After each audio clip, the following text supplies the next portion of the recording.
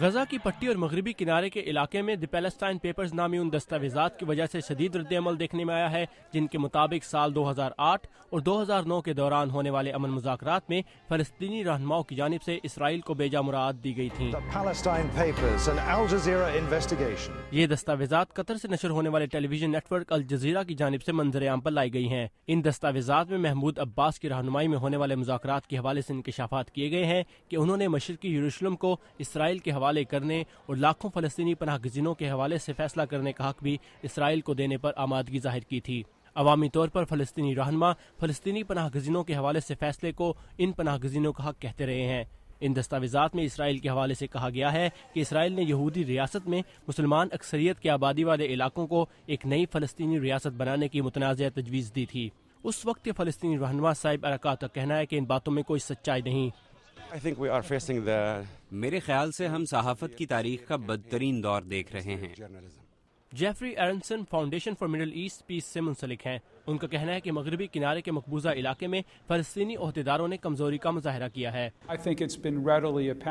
میرے خیال سے یہ صاف ظاہر ہے کہ فلسطینی قیادت اپنے ہی علاقے کے بارے میں بے یقینی کا شکار ہے۔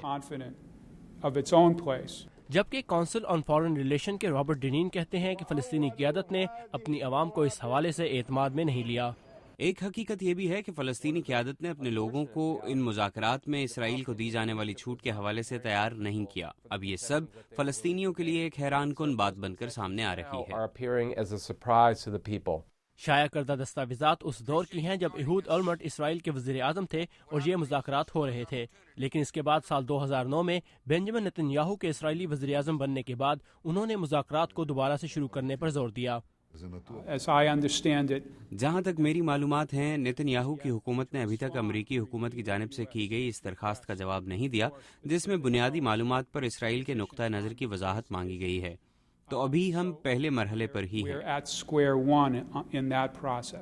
پچھلے سال سپٹمبر میں اوباما انتظامیہ نے اسرائیل اور فلسطینی قیادت کے درمیان قیام امن کی کوششوں کے لیے براہ راست ملاقاتوں کا اہتمام کیا تھا۔ ماہرین یہ بھی کہتے ہیں کہ ان مذاکرات کی ناکامی کی ذمہ داری کچھ حد تک امریکہ پر بھی عائد ہوتی ہے کیونکہ امریکہ نے اس حوالے سے زیادہ تقدو نہیں کی۔ ہم نے کچھ حل پیش کیے لیکن آخر میں ہم مذاکرات کے عمل میں اس حوالے سے ذمہ دار ثابت نہیں ہوئے جس سے ہمارے کردار اور قیام امن کے اس سلسلے کو نقصان پہنچا۔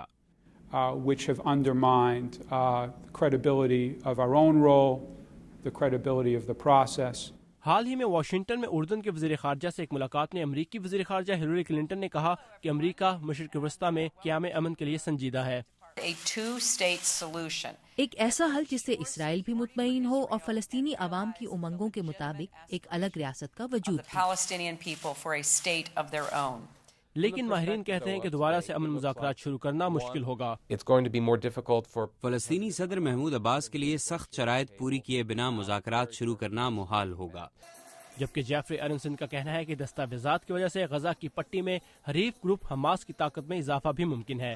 الجزیرہ ٹی وی کے مطابق یہ دستاویزات اسرائیل اور فلسطین کے تنازع میں 1999 سے 2010 کے درمیان 11 سالہ دور کے حوالے سے منظر عام پر آنے والی سب سے بڑی خفیہ دستاویزات ہیں۔ رابرٹ رافیل کے ساتھ ثاقب الاسلام، اردو VOA۔